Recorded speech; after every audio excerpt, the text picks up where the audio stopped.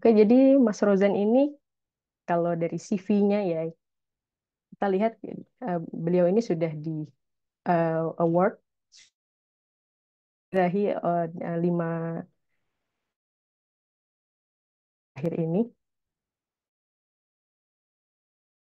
pendanaan penelitian sebanyak 5 dan dikelola. Beliau juga researcher di manajemen ITB,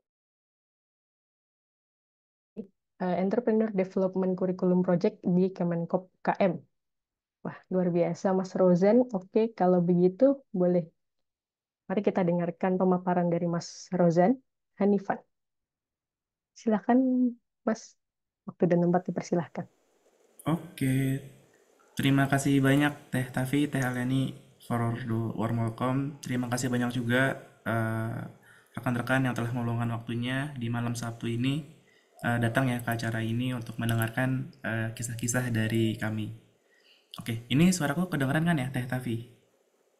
Sip, kedengaran, Mas. Oke, siap. Good. Oke, kalau gitu aku izin share screen-nya. Oke.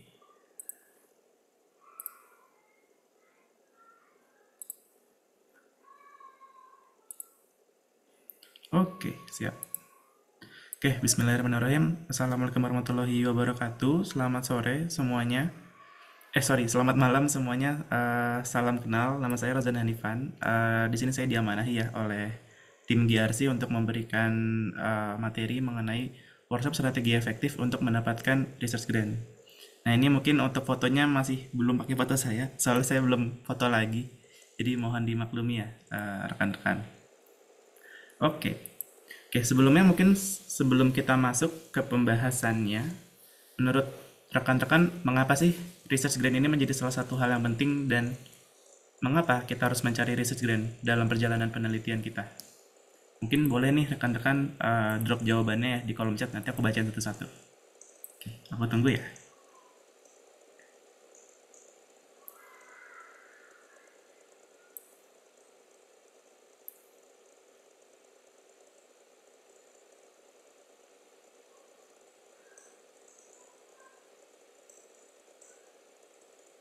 Oke, kira-kira kenapa nih? Kenapa kita harus mencoba mencari research grant atau yang biasa kita sebut sebagai hibah penelitian?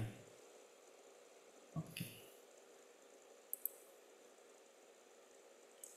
Oke, mungkin sambil menunggu Bapak dan Ibu ya, yang mungkin sedang bingung juga ya, apa sih sebenarnya hibah penelitian itu? Jadi, mungkin secara singkatnya, hibah penelitian itu adalah upaya atau pendanaan yang diberikan oleh suatu entitas yang bisa mendukung kebutuhan kita dan utamanya mendukung eh, urgensi dari organisasi tersebut. Jadi melalui research ini tuh kita bisa mendapatkan banyak hal, bisa mendapatkan eh, dana untuk membeli peralatan, membayar gaji, kemudian menutupi biaya operasional. Kita juga bisa dapat kesempatan untuk melakukan diseminasi karya kita dengan lebih baik. Jadi ada semacam fasilitas-fasilitas yang bisa diberikan ke kita agar penelitian kita ini bisa lebih berdampak.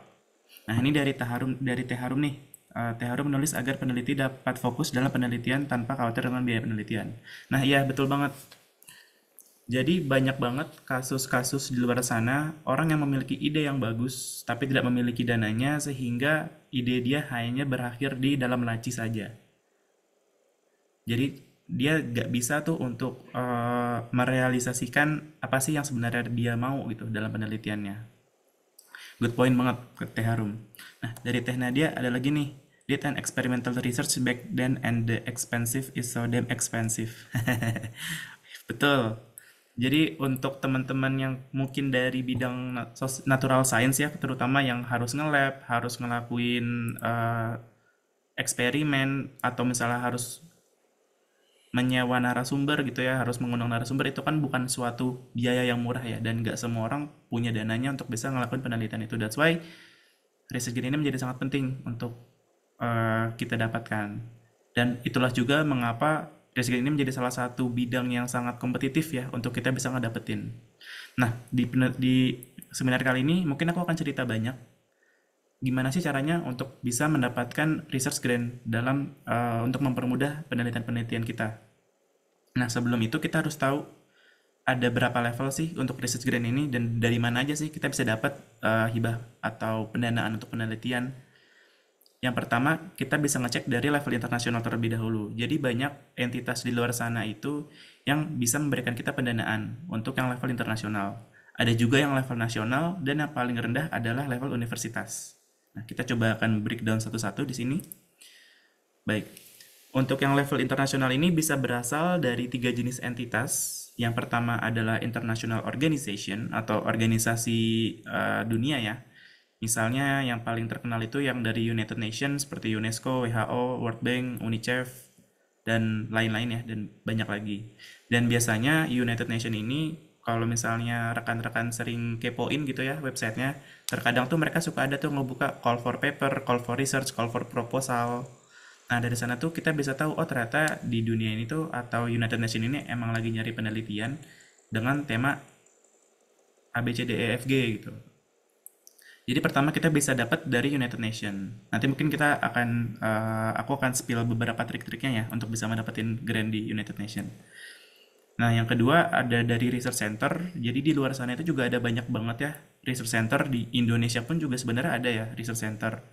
Seperti contohnya kalau di luar negeri itu ada Global Entrepreneurship Monitor di mana GEM ini tuh merupakan salah satu organisasi atau pusat penelitian yang tujuannya itu untuk meneliti bagaimana pertumbuhan kewirausahaan di dunia ini dan dia bekerja sama beberapa universitas-universitas yang tersebar di seluruh dunia. Jadi melalui inisiatif ini kita bisa juga dapat kesempatan untuk publikasi atau misalnya memaparkan apa hasil temuan kita melalui si Joint Research Center ini. Dan itu juga tidak membatasi kita untuk bisa mendapatkan pendanaan untuk penelitian kita. Dan yang terakhir adalah NGO atau Non-Government Organization atau bisa juga sering disebut sebagai foundation ya atau yayasan. Nah, kalau yayasan ini mungkin dia lebih ke social cause, jadi mungkin yang lebih ngetren sekarang ya, kayak misalnya mengatasi kemiskinan, mengatasi permasalahan lingkungan atau permasalahan sosial. Nah, biasanya kalau misalnya yang dari foundation itu tipe-tipe grantnya adalah untuk yang lebih ke arah yang sana. Kalau misalnya yang international organization biasanya ke arah yang lebih kekinian ya, apa yang nowadays yang lagi ngetren sekarang kayak misalnya Industri 4.0, Sustainability, AI, dan lain-lain. Nah, kita bisa dapat dari mana sih informasi-informasi tentang grant di luar negeri itu? Jadi ada caranya itu beda-beda ya, dan ini juga sebenarnya untung-untungan. Kayak misalnya kita bisa ngecekin satu-satu gitu ya, buka websitenya UN, websitenya WHO, itu terkadang akan ada tuh bukaan untuk penelitian. Tapi terkadang juga tidak ada, jadi memang ada faktor untung-untungannya. Dan untuk mempermudahnya, ada salah satu NGO di sana atau perusahaan yang dia itu menyediakan website atau database untuk penelitian-penelitian internasional gitu ya. Yang lagi buka itu ada apa aja sih opportunity-nya. Dan itu bisa teman-teman akses melalui fundsforngos.org. Nah, nanti mungkin teman-teman boleh cek sendiri ya dan lihat di dalam sana itu ada banyak sekali opportunity untuk doing research.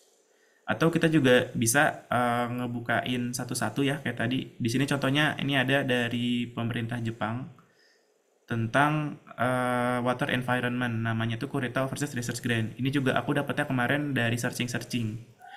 Nah, ini juga ada dari area itu Economic Research Institute. Jadi ini semacam International Joint Research Center dan insya Allah tim kita juga pengen ikut ya untuk grant yang ini, dimana dia sekarang lagi buka banget nih dan ini baru banget baru minggu lalu tentang ASEAN Power Grid Integrated New Technologies. Jadi dia pengen bikin penelitian bagaimana sih cara manajemen power grid di ASEAN kayak gitu.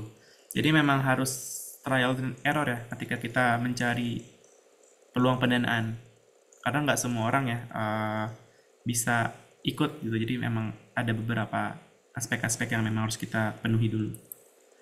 Nah, selanjutnya untuk level nasional, ini bisa dibagi menjadi dua jenis ya. Ada yang dari pemerintah atau dari kementerian, sama yang dari swasta atau korporat.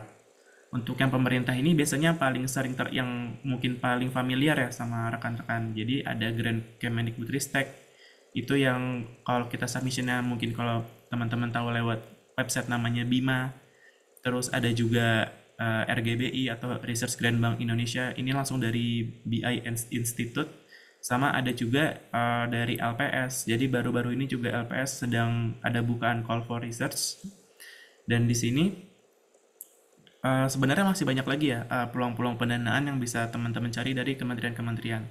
Dan caranya kurang lebih sama, kita harus sering-sering ngecek gitu ya. Ini ada peluang pendanaan gak sih di kementerian ini atau kementerian lain atau kayak gimana. Dan yang kedua, kita juga bisa ngecek dari hibah swasta atau dari hibah korporat, di mana di sini banyak juga lembaga-lembaga swasta gitu ya atau perusahaan-perusahaan itu yang ngebuka opportunity untuk penelitian. Seperti contohnya Microsoft Research Grant, ini lumayan sering ya kalau Microsoft Research Grant dia lumayan annually kalau nggak salah. Terus ada juga Pertamina juga sering membuka kesempatan penelitian namanya PF Science atau Pertamina Foundation Science Competition. Nah, ini ada beberapa posternya. Jadi di sini juga BUMN atau Pertamina itu sering ngebuka ini ya kesempatan untuk penelitian. Terus di sini juga ada contohnya dari LPS dan yang paling kanan ini ada dari RGBI atau BI Institute. Oke. Nah, yang terakhir yang paling mudah yang mungkin paling bisa rekan-rekan akses itu adalah melalui level lokal internasional universitas. Karena di sini saingannya juga cuman teman-teman satu universitas saja ya atau satu jaringan dosen di universitas tersebut. Dan di sini juga kita bisa bagi lagi menjadi dua, yaitu dari universitasnya langsung atau dari per fakultas. Mungkin sebagai gambarannya, kalau misalnya di ITB sendiri ya, di ITB sendiri itu ada Grand ITB, jadi riset ITB, ada juga riset per fakultasnya. Kalau di aku tuh dulu dari SBM ya, dari Sekolah Business and Management. Di sana itu ada juga namanya PPMI SBM atau penelitian dan pengabdian masyarakat inovasi dari SBM, dan dari program itu juga banyak peluang-peluang untuk pendanaan. Jadi mungkin kalau misalnya rekan-rekan penasaran di level lokalnya itu ada apa, teman-teman bisa nih mampir ke Direktorat Penelitian dari universitasnya teman-teman. Jadi misalnya di sini di yang paling sering aku kunjungi itu dari LPPM-nya ITB ya, tentu. Di sini tuh kayak banyak pengumuman-pengumuman grant-grant yang lagi buka. Jadi kayak contohnya tadi yang penelitian pengabdian masyarakat dari Kemendikbud, itu informasinya bisa kita akses melalui si lembaga penelitian ini. Karena memang ada beberapa penelitian itu mengharuskan kita untuk memiliki home base ya atau institusi. Jadi untuk perseorangan tuh kadang sulit gitu. Nah, ini contohnya untuk yang LPPM ITB, ada juga beberapa yang sering saya kunjungi, misalnya dari BINUS. Di sini juga ada nih call for proposal dari hibah penelitian BINUS, dan ini khusus ya untuk dosen-dosen yang bekerja di BINUS. Dan ada juga ini dari ITS yang di bawah kiri, dan ini juga bisa dilihat untuk program PF Science ini yang tadi Pertamina Foundation, itu informasinya bisa kita dapetin dari si lembaga pendidikan atau lembaga penelitian yang ada di universitas top. Jadi memang cara paling gampangnya sebenarnya untuk mendapatkan informasi penelitian apa sih yang lagi mencari pendanaan, itu bisa melalui Direktorat Pendidikan atau Penelitian dari masing-masing universitas, terutama yang top tier ya. Begitu. Nah, kemudian gimana sih caranya sebelum kita mengajukan grant, kita mesti ngapain dulu sih? Ada beberapa pointer-pointer yang harus diperhatiin sama rekan-rekan. Yang pertama tentunya adalah mengidentifikasi kesesuaian dari hibah. Jadi kita harus memastikan proposal yang kita ajukan itu sesuai sama keperluannya. Jadi misalnya kita pingin ikut yang ini ya, yang LPS nih, yang lembaga penjamin simpanan. Di sini kita mesti lihat, kita mesti coba identifikasi, kita mesti coba analisa. Ini tuh dia yang ngasih grantnya siapa sih? Oh, LPS, Lembaga Penjamin Simpanan. Topiknya tentang apa? Oh, tentang keuangan. Nah, selanjutnya bagaimana cara penelitian kita bisa berkontribusi untuk LPS-nya dan sesuai dengan subtema yang diberikan oleh si pemberi grantnya. Jadi ada grant LPS ini tiba-tiba kita masukinnya yang tidak sesuai gitu sama subtemanya atau memaksakan, dan biasanya kalau kayak gitu sih akan kecil lah kesempatannya untuk bisa diterima di dalam pendanaan. Oleh karena itu please make sure tuh benar-benar mencocokkan ya kebutuhan antara pemberi dana dan juga kebutuhan penelit dari persiapan proposalnya. Make sure kalau itu masih sesuai. Nah, selanjutnya ada yang kedua itu menyiapkan penelitian awal. Jadi nggak ada ruginya ya buat kita sebelum mengajukan grant itu bikin penelitian iseng-iseng dulu. Kalau aku sih biasanya nyebutnya penelitian iseng-iseng ya. Dimana di situ kita coba benchmarking, coba lihat report-report yang udah ada di luar sana, atau misalnya doing literature review dulu untuk mengetahui kalau topik yang kita ajukan ini tuh udah basi atau belum sih. Jadi dengan kita melakukan penelitian awal dulu, kita bakal lebih kuat nih ketika kita pengen mengajukan ke dalam grant. Karena terkadang grant itu tuh bukannya mendadak-mendadak ya, kayak tiba-tiba harus dikumpulin minggu depan, harus dikumpulin 2 minggu lagi. Aku pernah ngerjain yang harus dikumpulin besok gitu. Jadi terkadang tuh akan baik kalau misalnya kita tuh udah punya draft awalnya dulu. Jadi ketika nanti sudah ada bukaan, kita bisa mencocokkannya, mungkin menambahkan variabel baru agar lebih sesuai dengan keperluan grantnya. Atau misalnya kita juga bisa mengubah konteksnya agar lebih sesuai. Nah, bisa kayak gitu. Jadi dengan memiliki base awal, kita jadi lebih fleksibel untuk bisa mengikuti grant-grant yang dibuka di luar sana. Kemudian yang ketiga, kita juga harus punya data pendukung yang kuat. Lagi-lagi untuk menunjukkan kalau penelitian kita itu relevan dan diperlukan. Katakanlah kita ingin melakukan penelitian mengenai UMKM gitu ya. Nah, kita masih tahu nih, trennya sekarang yang lagi di UMKM itu kayak gimana sih? Apakah sekarang sedang meningkat? Apakah data-datanya menunjukkan kalau dia sedang merasakan kesulitan? Apakah jumlah UMKM-nya berturun atau gimana? Dan kita tuh harus punya tuh data-data pendukung. Kalau bisa sih kita punya database gitu ya. Jadi ketika kita pengen ngelakuin riset, itu kita tinggal akses aja data-datanya. Oh, bisa pakai data dari ini nih. Oh, bisa pakai data dari report yang ini nih. Gitu. Jadi kita alangkah baiknya sebelum kita mengajukan grant, kita juga udah punya nih database-database pendukung yang bisa menunjukkan relevansi dari penelitian kita. Dan yang terakhir, yang paling penting adalah kolaborasi dengan expert. Jadi banyak juga di luar sana yang gagal mendapatkan grant karena dia itu belum memiliki portofolio yang kuat. Jadi misalnya dosen muda gitu ya, dosen muda pengen mengikuti grant, tapi secara pengalaman penelitiannya dia masih minim. Jika bertarung atau berkompetisi dengan dosen yang lain, pastikan yang memiliki grant akan lebih prefer memilih yang sudah punya penelitian banyak kan. Oleh karena itu, untuk yang mula-mula alangkah baiknya untuk ini ya berkolaborasi sama senior-senior yang sudah memiliki penelitian lebih banyak. Makanya biasanya kalau di universitas itu ada budaya-budaya kayak dosen muda itu kerjasama dulu sama profesor yang ada di universitas tersebut sih, agar supaya dia bisa dapat kesempatan mengajukan grant. Nah, nanti grant yang diterima kan akan menjadi portofolionya dia, dan itu akan terus begitu hingga si dosen muda ini memiliki pengalaman yang cukup. Dan ketika sudah cukup, barulah boleh untuk mengajukan sendiri. Atau bisa juga dalam beberapa kasus, grant itu mengharuskan kita untuk berkolaborasi sama praktisi. Misalnya ada grant tentang yang tadi ya, yang Kurita, yang tentang water environment. Itu tuh mengharuskan kita untuk bisa berkolaborasi sama pakar atau praktisi di bidang lingkungan ya. Lingkungan terutama di kualitas air atau water quality. Dan di sana juga kita harus kerjasama sama praktisinya. That's why it's very important ya to make a connection with other experts. Nah, itu merupakan persiapan-persiapan yang harus kita siapkan ya sebelum mengajukan grant. Oke, nah sekarang gimana caranya supaya proposal kita ini keterima sama pemilik grantnya? Nah, tips yang pertama adalah kita harus ngebuat judul penelitiannya yang kekinian. Jadi, lagi-lagi kita harus tahu nih yang lagi trending di zaman sekarang tuh apa sih? Oh, ada e-commerce tuh dengan adanya TikTok Shop ternyata sekarang udah diganti sama e-commerce yang lain. Oh, ternyata sekarang kendaraan itu udah mulai berevolusi ke tipe yang electric vehicle ya atau EV, mungkin teman-teman rekan-rekan lebih familiar. Nah, kita tuh harus mulai menginjakan kaki kita ke zona-zona atau ke area-area yang masih baru itu.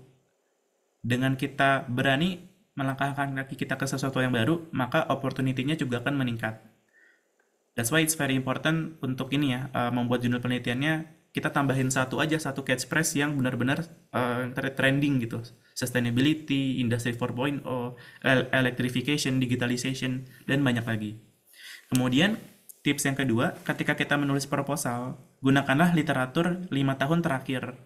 Jadi jangan menggunakan literatur yang terlalu outdated ya, yang dari tahun 1900-an atau awal 2000-an, tapi usahakanlah untuk menggunakan literatur-literatur yang memang dia itu baru, jadi idenya pun fresh dan juga temuannya lebih relevan dengan zaman yang sekarang. Ketiga, ini menurut kami merupakan salah satu yang paling penting, yaitu adalah adopsi metodologi yang unik. Terkadang pemberi grant itu dia tidak terlalu paham ya, ada metodologi apa aja sih di luar sana yang baru-baru gitu. Jadi cobalah ketika membuat penelitian, hindari menggunakan metodologi yang simple gitu.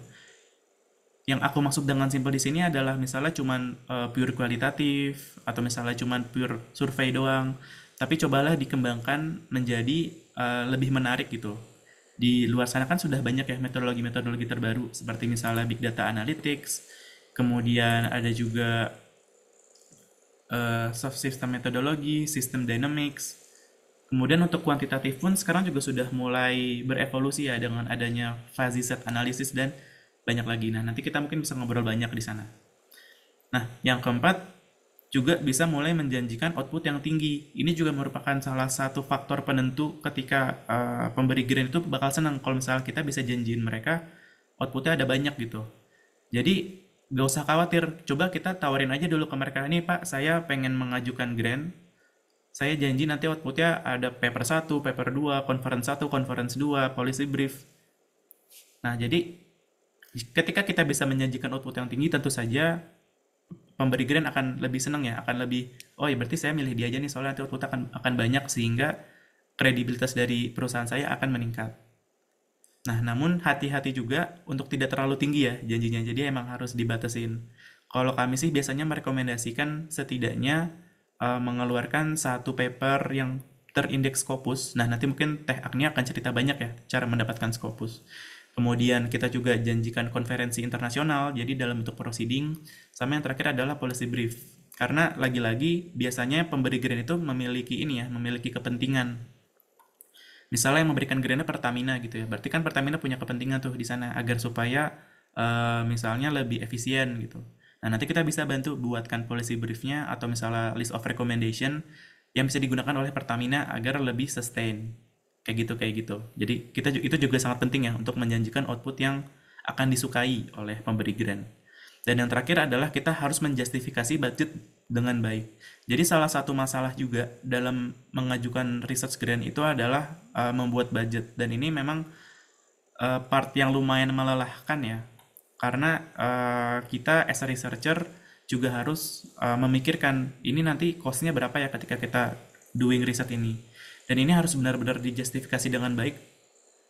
Kalau bisa tidak perlu terlalu dilebih-lebihkan, jadi secukupnya saja agar supaya pemberi grant bisa melihatnya, oh ini masuk akal ketika grantnya atau pendanaannya dibuat seperti ini. Nah, itu merupakan tips and triknya. Mungkin nanti kalau ada yang ingin ditanyakan, boleh ditanyakan ya. Oke, selanjutnya bagaimana sih agar kita udah bikin proposal yang bagus, kemudian udah punya expert, udah punya data, udah punya semuanya. Sekarang gimana nih caranya supaya peluang kita tuh lebih tinggi lagi?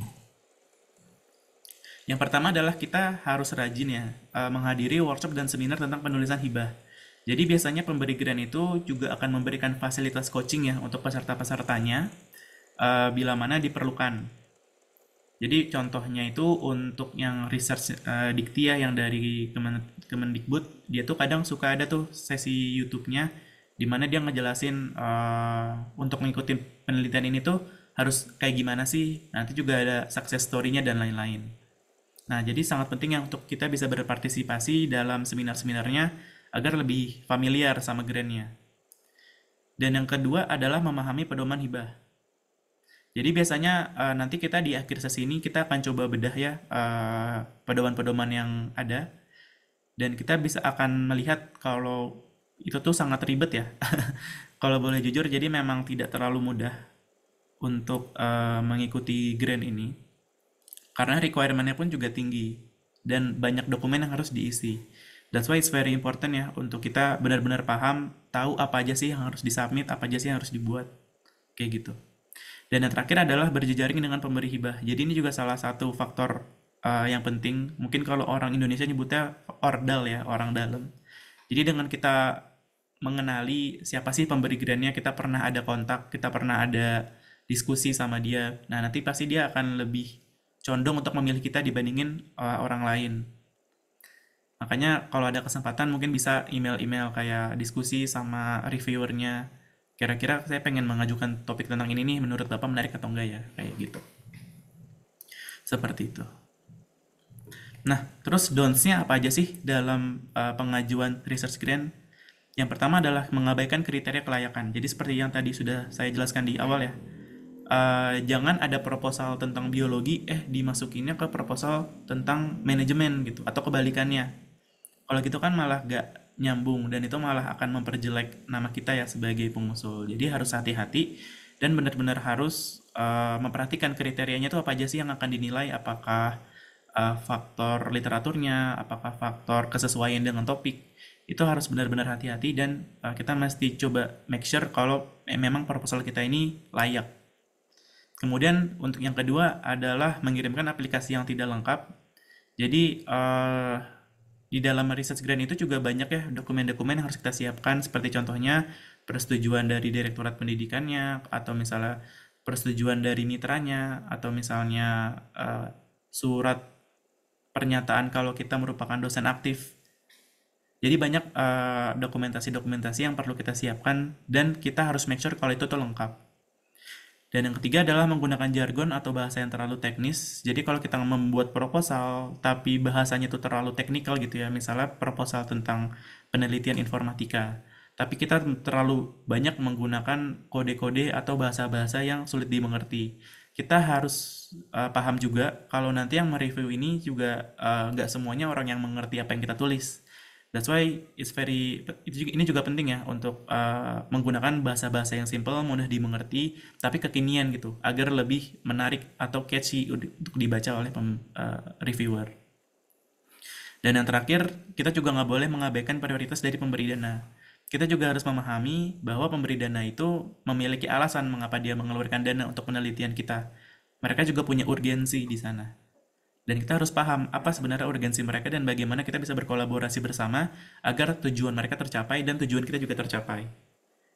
Makanya tadi membangun koneksi itu juga penting ya dalam riset grant agar kita tahu sebenarnya mereka ini ngebikin grant ini buat apa sih? Kayak gitu. Nah, kemudian bagaimana caranya agar ketika setelah kita mendapatkan grant itu bisa berjalan dengan baik? Yang pertama adalah harus rapat mingguan. Jadi di dalam timnya itu biasanya riset grant hibah penelitian itu ada beberapa orang ya di dalamnya. Dan kita harus sering follow up, sering monitoring bagaimana progres dari masing-masing orangnya. Apakah kita sudah sesuai? Apakah kita masih bisa mendapatkan output yang kita inginkan? Itu mesti dimonitor selama seminggu sekali kalau bisa. Jadi emang harus sesering itu agar make sure pendanaan ini tidak sia-sia.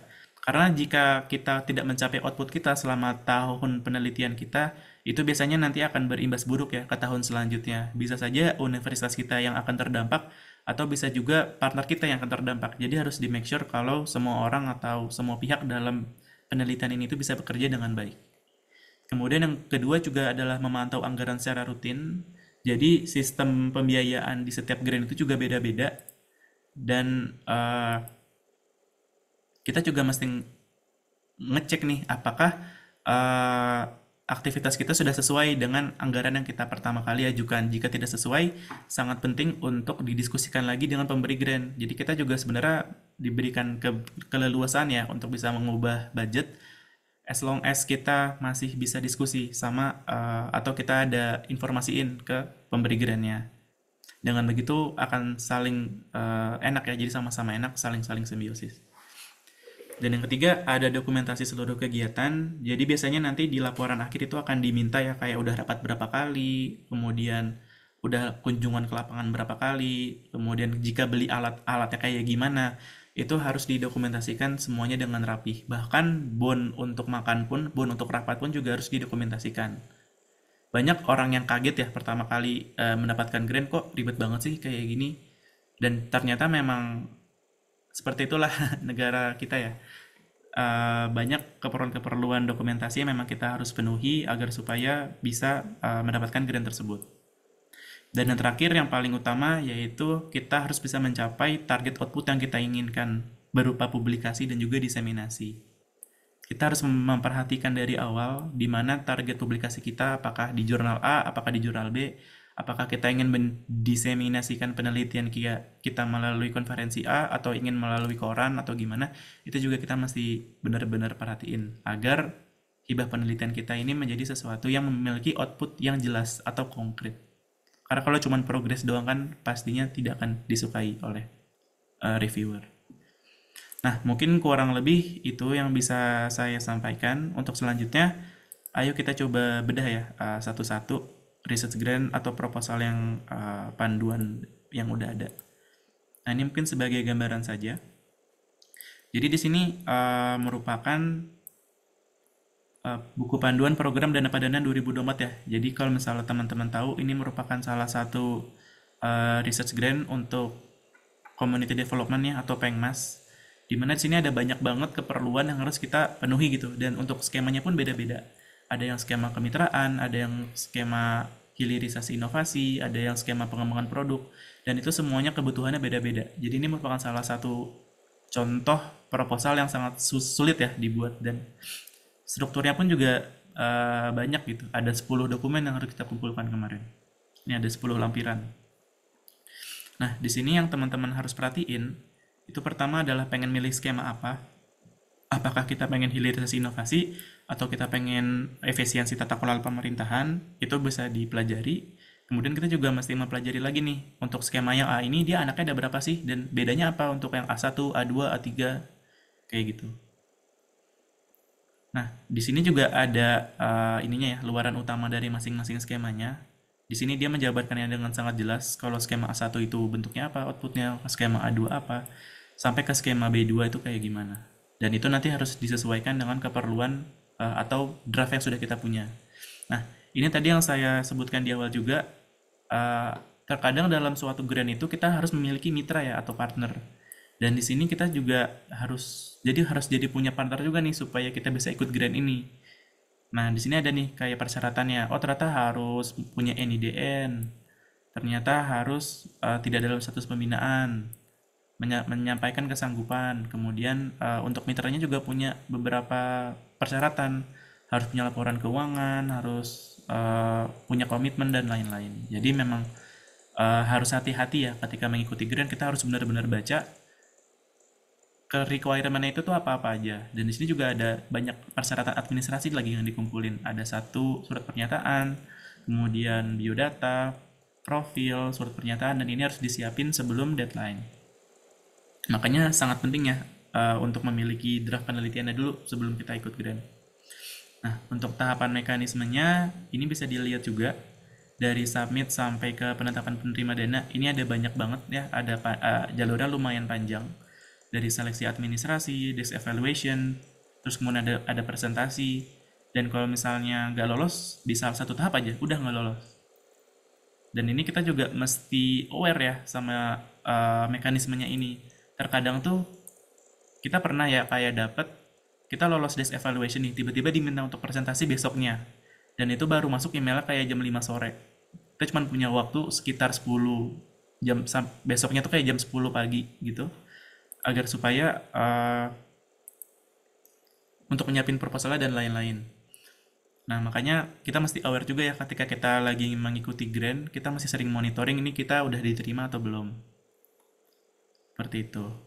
Nah, mungkin ini untuk proposal program dana padanan. Ini selanjutnya ada juga ya proposal dari riset sawit dari Badan Pengelola Dana Perkebunan Kelapa Sawit.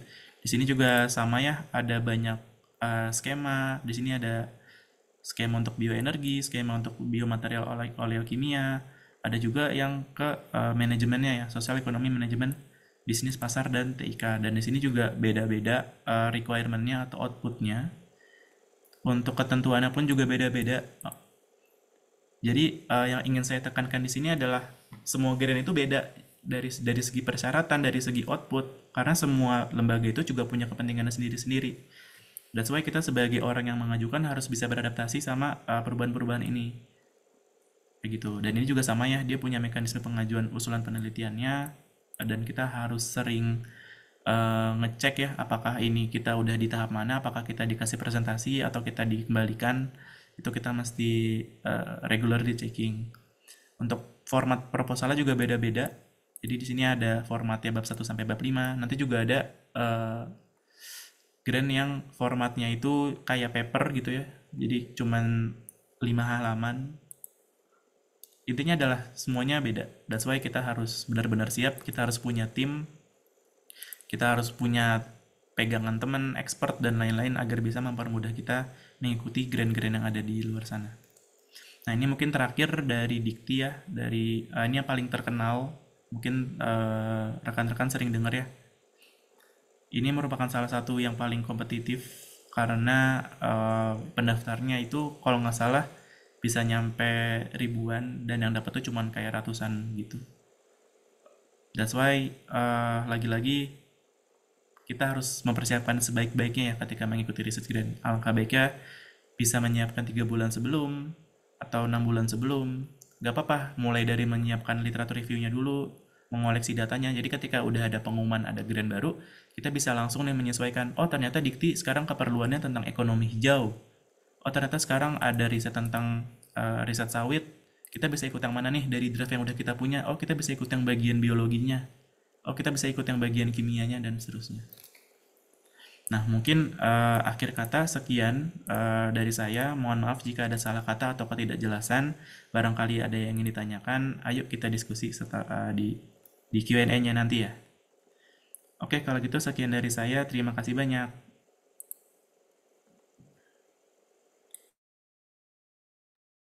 Oke, terima kasih banyak Mas Rozan, luar biasa pemaparannya. Ini terkait research grant ya. Kita dapat banyak sekali ilmu di sini tentang mengapa research grant ini penting, tips dan trik, bagaimana kita bisa menyusun proposal untuk mendapatkan research grant. Ya mungkin terlihat ribet ya, tapi kita mungkin harus ingat kalau riset kita ini tidak bisa berdiri sendiri. Namanya juga research, jadi dia ya mengulang search research. Kalau saya ingat quote di satu ini, satu buku Lessons in Chemistry, namanya research is at the mercy of those who pay for it. Jadi mau nggak mau kita mungkin sekarang perlu kudu play the game agar kita bisa mendapatkan dana research untuk penelitian yang kita inginkan. Di sini di chat sudah ada beberapa pertanyaan, tapi kita simpan dulu untuk di akhir di sesi Q&A di akhir ya. Kita sambut dulu pembicara kita yang selanjutnya, Teh Agnia. Oke, halo malam Teh Tavi. Malam. Boleh. Suaraku jelas gak ya? Jelas, jelas. Oke, Oke. Pada Teh Agnia, waktu dan tempat dipersilahkan. oke, siap. Oke, sebelumnya terima kasih pada Teh Tavi dan juga Mas Rozan dan Aliani ya yang sudah membuka dan juga menyampaikan pemaparannya. Terima kasih juga pada teman-teman untuk meluangkan waktunya ya malam-malam hari Jumat yang sama-sama ingin belajar nih mengenai publikasi dan juga riset. Oke, tanpa berlama-lama mungkin izin saya mulai ya. Untuk materi yang akan saya bawakan terkait dengan publikasi riset. Nah, mungkin di sini saya akan menjelaskan seperti apa sih proses publikasi dan bagaimana sih tipe-tipe publikasi yang nanti akan bisa kita lakukan. Oke, sebentar.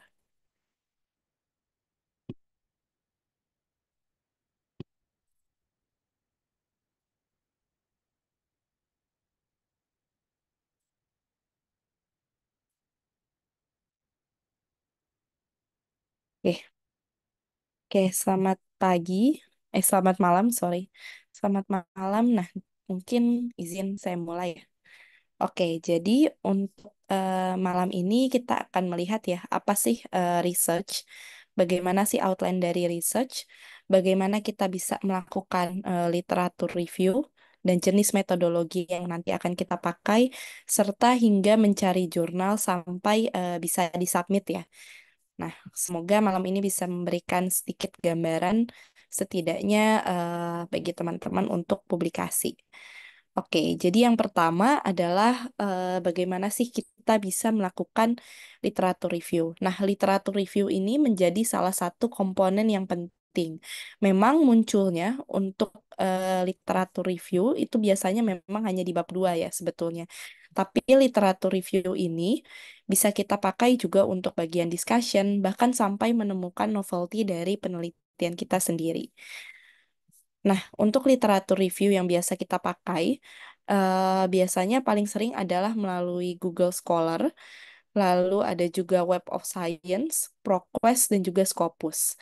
Nah, mungkin di sini saya izin demokan sedikit ya pada teman-teman.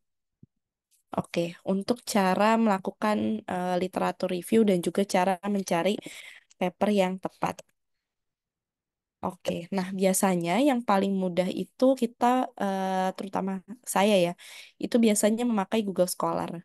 Nah, jadi di dalam Google Scholar ini kita tuh bisa mencari novelty dari penelitian kita. Oke, sebelum masuk ke Google Scholar, mungkin saya izin menjelaskan terkait dengan novelty.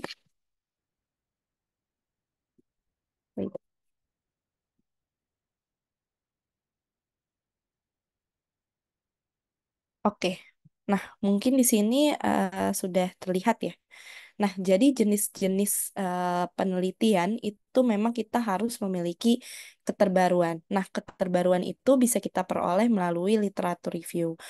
Untuk jenis-jenis riset itu harus memiliki setidaknya satu lah ya untuk keterbaruan. Nah, mungkin di sini kita lihat ada dari Miles and Miles, ini yang paling sering kita pakai nih untuk acuan sebagai proses publikasi atau di ideation ya.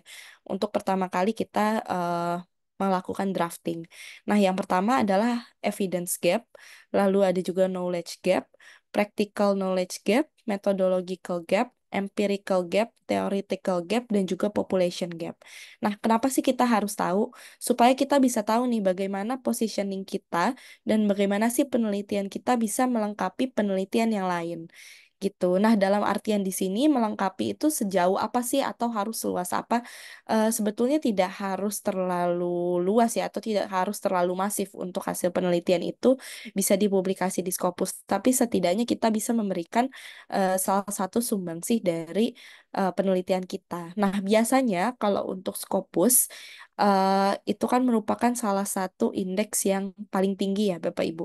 Nah, untuk bisa kita tembus Scopus, nah di sini ada theoretical gap. Theoretical gap itu biasanya kita melengkapi dari segi teori atau misalnya kita membuktikan nih bahwa teori itu ternyata belum sesuai atau misalnya belum sesuai nih kalau diimplementasikan di Indonesia, misal seperti itu. Lalu ada juga population gap. Population gap itu misalnya nih sudah ada penelitian di luar negeri, tapi ternyata misalnya belum diteliti di Indonesia. Misalnya gampangnya seperti ini. Bagaimana sih proses election atau misal proses demokrasi dari negara yang memang sifatnya itu eh, apa namanya? Kalau di luar itu kan dia kerajaan dan bagaimana sih kalau misalnya yang negaranya demokratis seperti di Indonesia. Nah, culture seperti itu kan bisa kita lihat ya bagaimana sih culture election di negara A lalu di negara B. Misalnya seperti itu. Nah, melalui hal itu juga biasanya dalam satu topik penelitian itu kita bisa merangkup beberapa gap penelitian gitu. Nah, mungkin dari situ kita bisa memformulasikan nih salah satu penelitian yang nantinya akan oke dan bisa kita submit nih atau bisa kita siapkan papernya untuk kita submit di Scopus. Nah, mungkin di sini lanjut ke bagian literatur review. Nah, kalau Bapak Ibu misalnya ingin melakukan publikasi, tentu kita harus tahu nih posisi penelitian kita sudah sampai mana. Nah, mungkin gampangnya kita bagi ada teman-teman mungkin yang di sini di marketing, misal kita mau lihat consumer behavior eh online misal ya, online shopping review. Nah, kenapa sih kita tambah review? Jadi supaya kita itu ini merupakan salah satu shortcut ya, teman-teman. Jadi ketika kita membaca dari salah satu paper literatur review, itu akan sangat memudahkan kita dibanding kita membaca satu persatu paper gitu. Nah, jadi contohnya di sini. Nah, biasanya untuk paper itu ada yang tipenya empirical dan juga ada yang tipenya eh, menggunakan secondary data. Kalau empirical itu kita melakukan penelitian secara langsung. Misalnya kita melakukan pengambilan data secara langsung, misalnya kita mengambil data kualitatif, kuantitatif, itu namanya empirical. Tapi ketika kita melihat hasil penelitian yang dimana itu menggunakan secondary data biasanya merangkum nih beberapa literatur review. Nah, itu adalah namanya penelitian yang non-empirical atau misalnya menggunakan secondary data. Nah, gampangnya untuk teman-teman ingin melihat research gap itu bisa kita lihat dengan eh, melihat paper yang sifatnya merangkum dari paper-paper yang sudah ada sebelumnya. Jadi melalui hal ini kita bisa dengan mudah nih melihat hasil review yang sudah dilakukan oleh autor yang lain. Contohnya seperti ini. Jadi kita melihat paper terkait dengan customer behavior dan juga decision making.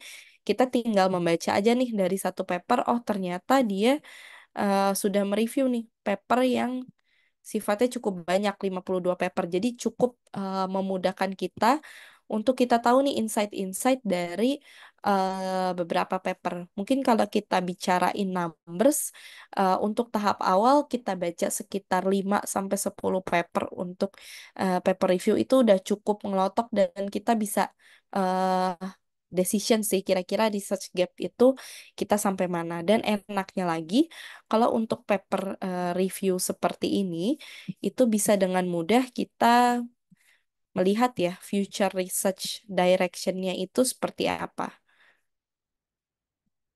Oke.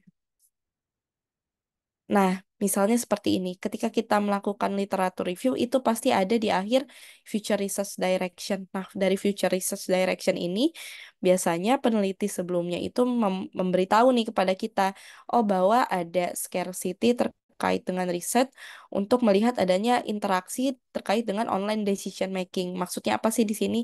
Nah, biasanya apa sih yang mempengaruhi orang, misalnya untuk melakukan pembelian atau misalnya eh bagaimana sih behavior itu terbentuk gitu atau gimana sih orang yang udah misalnya nih memasukkan ke keranjang kuning tapi apa sih yang buat mereka beli. Nah, ternyata di sini masih kurang nih penelitian terkait dengan decision makingnya, misal seperti itu. Jadi cukup memudahkan kita ya bagi para peneliti untuk menemukan novelty atau misalnya mencari ide gitu. Ide kira-kira kita bisa neliti apa ya gitu dari sekitar kita. Misalnya seperti ini juga ketika kita lihat paper yang lain, di sini misalnya ada online consumer behavior, review and agenda for future research. Nah, di sini juga kita bisa lihat, oh ternyata perkembangannya seperti ini ya, gitu dari tahun ke tahun. Terus kita juga bisa lihat nih untuk jenis-jenisnya, penelitiannya ada apa aja. Jadi buat teman-teman yang misalnya ingin mencari, eh misalnya ingin membuat suatu conceptual framework atau misalnya ingin mencari faktor-faktor dalam penelitian, nah itu bisa banget nih pakai paper-paper yang sifatnya literatur review seperti ini. Jadi sangat memudahkan kita untuk menyusun proposal tadi yang berkaitan dari Mas Rozan. Biasanya juga ide-ide itu bisa nih kita support dari paper-paper literatur review seperti ini. Oke, mungkin saya lanjut ke slide kembali. Oke.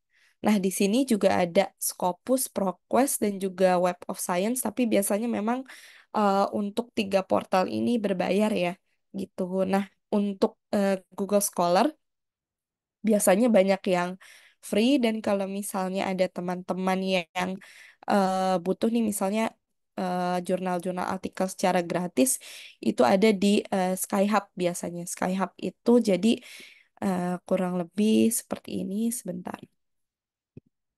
Ini seperti rahasia umum para researcher ya. Jadi ketika kita misalnya nih ada paper yang berbayar atau misalnya kita nggak bisa buka ya. Nah, kalau misalnya ada HTML, PDF seperti ini biasanya sifatnya open access tapi bisa kita buka secara langsung gitu.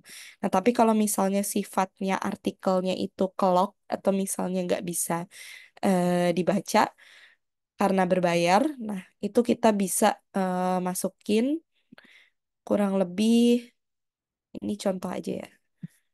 Nah, kurang lebih kita bisa masukin si doi-nya. Doi itu adalah identifier dari setiap artikel. Biasanya itu ada di, nah ada di bagian sini.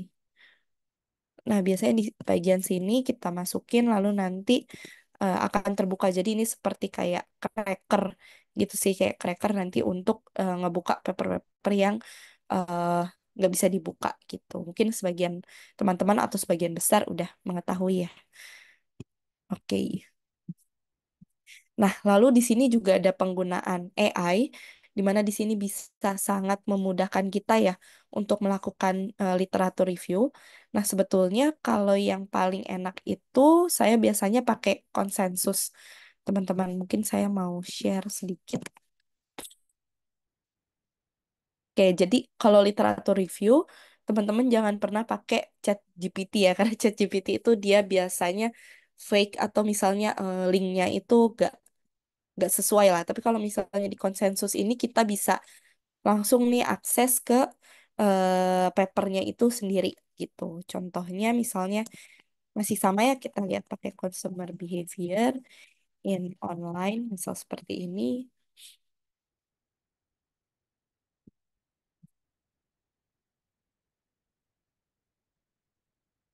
Oke, mungkin sambil menunggu ya, saya izin jawab. Untuk penelitian dosen pemula, terbit di jurnal nasional, membuat jurnal dengan metodologi literatur review. Oke, karena memang lagi bahas literatur review, mungkin saya izin jawab dulu ya. Jadi untuk jenis literatur review itu ada dua macam. Jadi jenisnya ya, kalau kita mau menaikkan level dari penelitian kita, itu ada yang namanya systematic literatur review. Nah, systematic literatur review itu merupakan kumpulan ya, kumpulan dari paper-paper yang contohnya yang ini ya, sebentar. Nah, yang ini tuh merupakan paper systematic literature review. Nah, ketika tadi ada pertanyaan di dalam pertanyaan itu ada yang menarik, apakah paper literature review itu menarik untuk jurnal nasional, mungkin let's say Sinta gitu ya. Nah, ketika kita melihat paper literature review, sebetulnya ketika kita bisa level up atau misalnya kita bisa memberikan spice ya untuk si paper itu.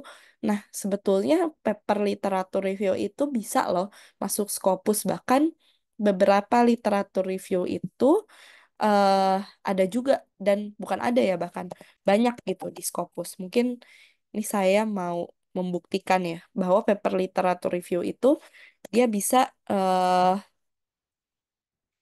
mungkin ketik aja seperti ini systematic literatur review and misalnya bibliometrik. Oh sorry, harusnya oke.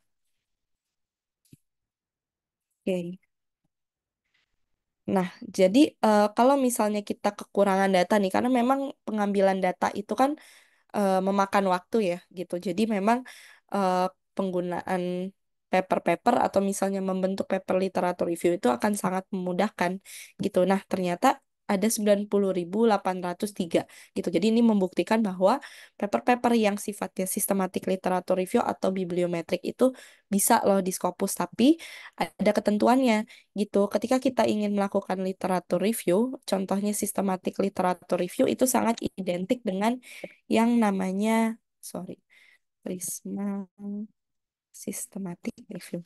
Oke, jadi ada yang namanya itu Prisma. Jadi Prisma itu merupakan suatu metode ya untuk kita melakukan sistematik literatur review. Jadi kita ketika kita melakukan membuat paper berdasarkan data non empiris atau misalnya dengan literatur itu kita bisa pakai namanya metode Prisma ini.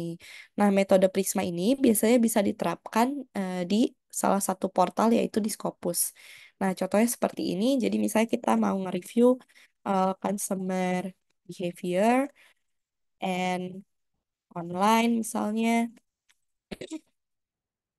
sorry, and jadi kita misalnya nih mau lihat bagaimana sih behavior orang ketika purchase, misal seperti itu.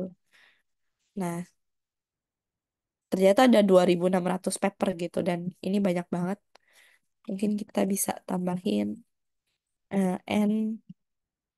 Nah, ini biasanya kalau untuk dosen atau teman-teman yang masih kuliah akan punya sih akses Scopus masing-masing dari institusi masing-masing gitu. Nah, mungkin di sini izin menjawab ya. Jadi kalau ketika kita melakukan literatur review itu alangkah baiknya kita punya perencanaan gitu. Jadi kita mau nyari keyword-keyword yang kita pakai apa aja, sumbernya dari mana, berapa sih jumlah paper yang mau kita review. Nah, misalnya ini ada 381. Nah, kalau jumlahnya udah di atas 100 itu better pakai bibliometrik sih gitu. Nah, bibliometrik itu sebentar, saya mungkin mau tunjukin wait.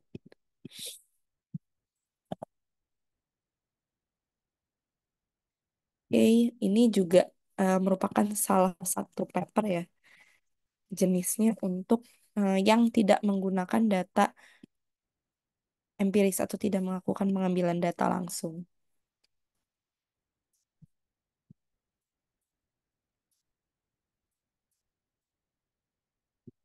Oke, sebentar. Agak lama, mungkin sambil buka yang lain juga.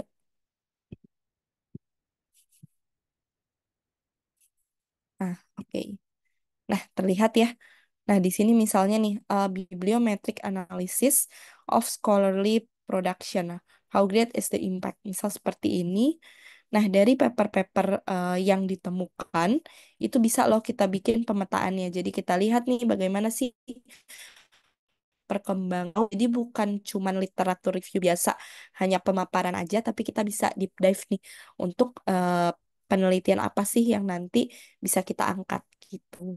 Jadi misalnya seperti ini perkembangan tahunnya dan menariknya lagi misalnya kalau kita mengaitkan suatu proses literatur dengan fenomena yang terjadi, misalnya let's say oh, ternyata paper-paper terkait dengan consumer behavior pada saat online itu ternyata ketika ada pandemik atau setelah 2020 ya, setelah 2020, oh ternyata meningkat tajam tuh.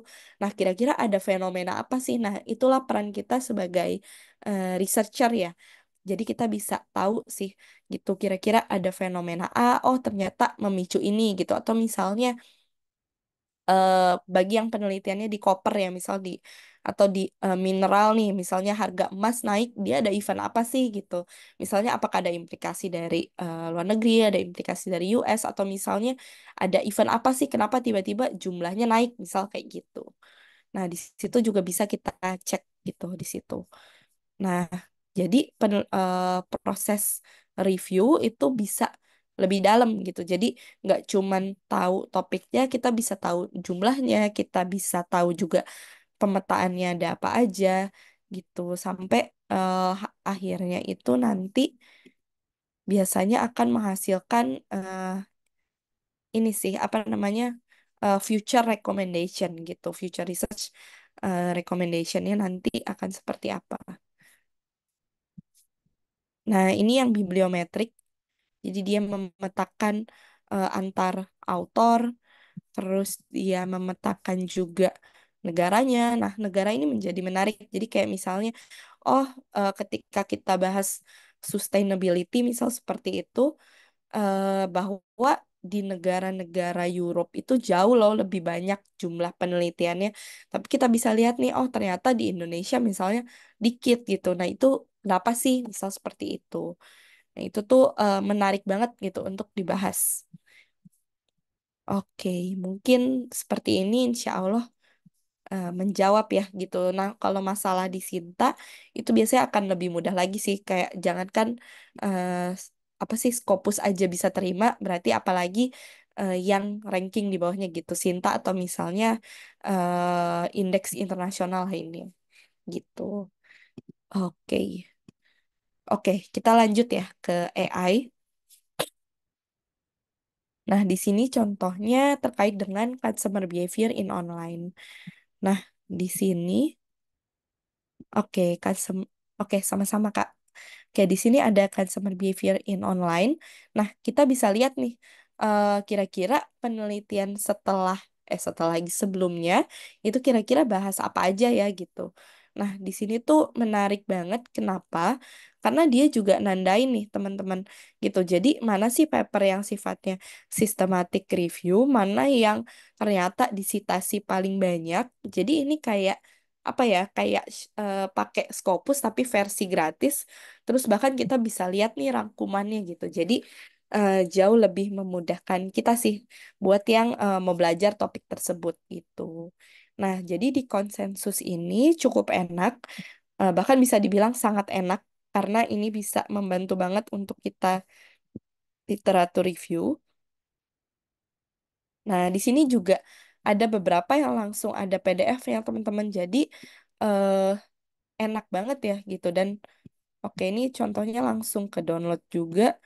Misalnya ini kita buka, nah seperti ini gitu. Jadi ketika kita mau cari tahu nih ilmu, jadi sekarang rasanya ilmu bukan barrier ya. Jadi benar-benar kita itu bisa eh, apa namanya, bisa kita gapai lah dari mana aja gitu, bisa kita reach out gitu. Jadi yang penting ada kemauan dan juga meluangkan waktu gitu.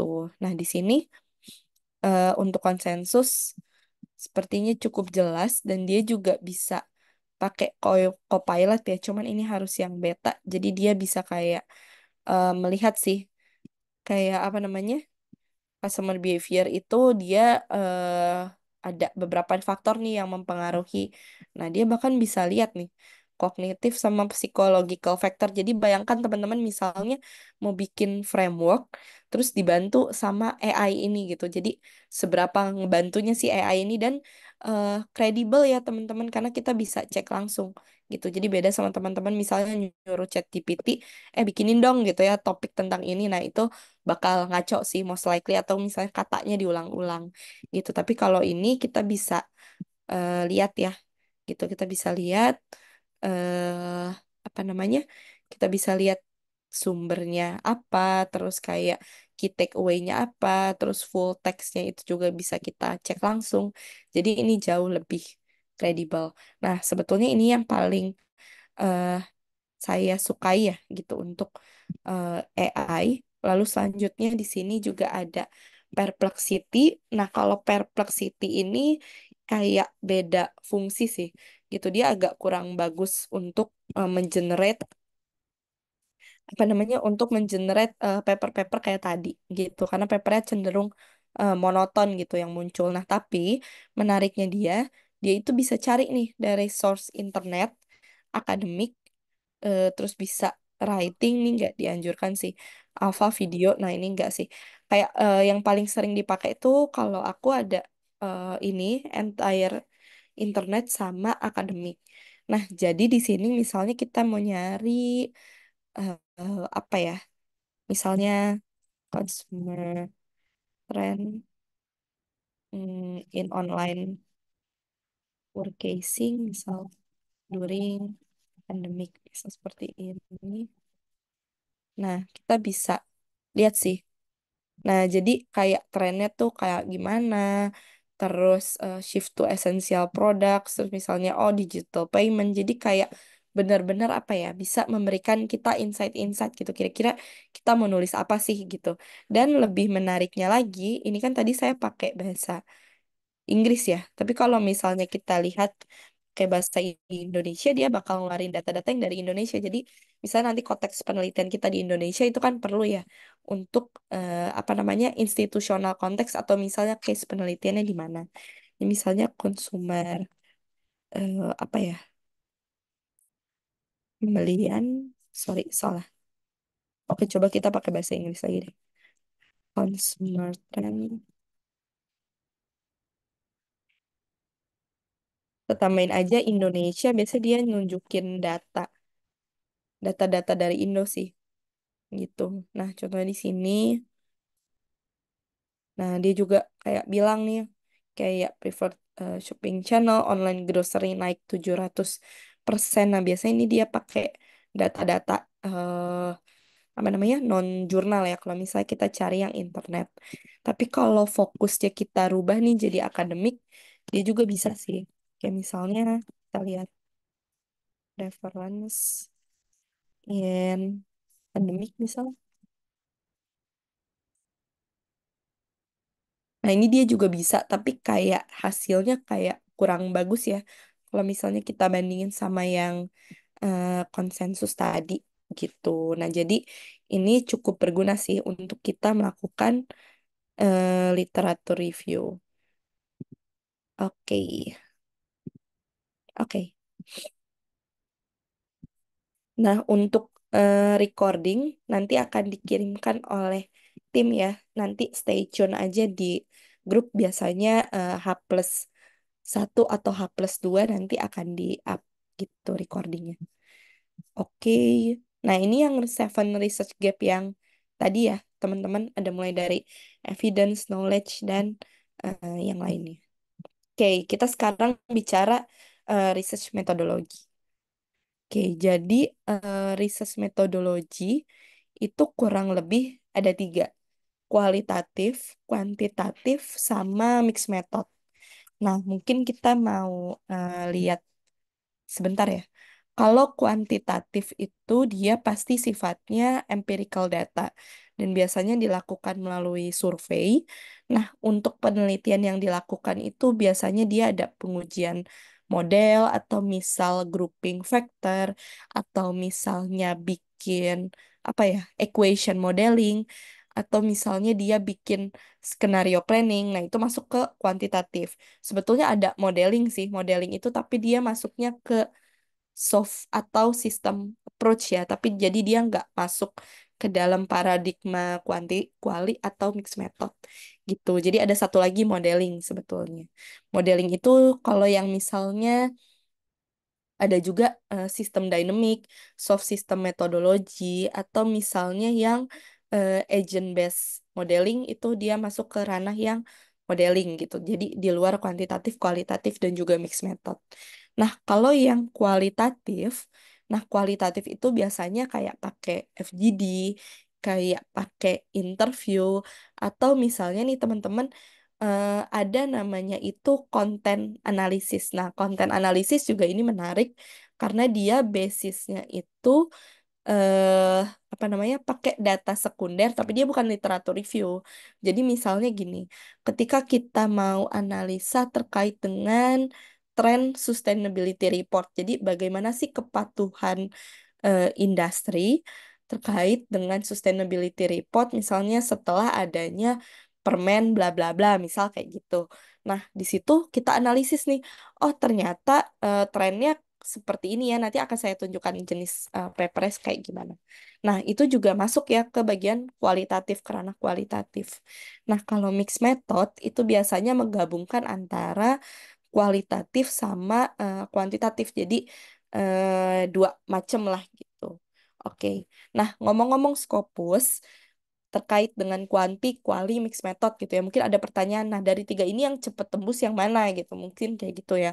Sebetulnya gak ada salah satu itu lebih superior dari yang lain. Jujur saya dulu percaya ketika penggunaan mixed method itu pasti lebih cepat tembus gitu ya.